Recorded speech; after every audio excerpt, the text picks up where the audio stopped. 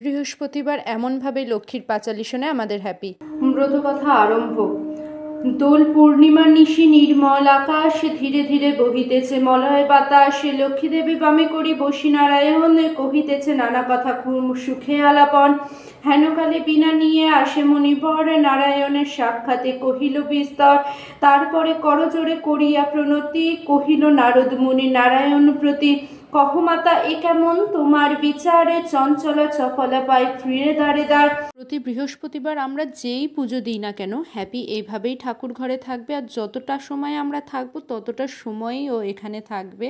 আর শুধুমাত্র থাকবে নয়, পুরো লক্ষ্মীর পাঁচালিটা ও শোনে ধৈর্যের সাথে।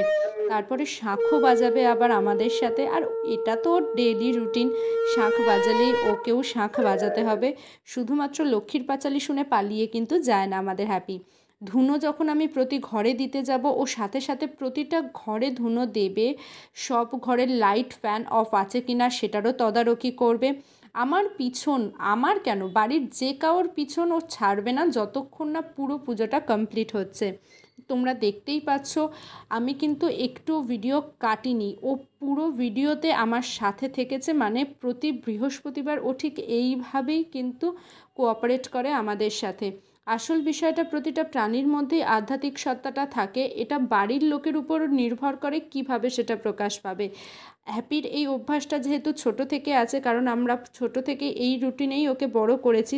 তো তোমাদের হ্যাপির এই অভ্যাস কেমন লাগলো অবশ্যই কিন্তু জানিও।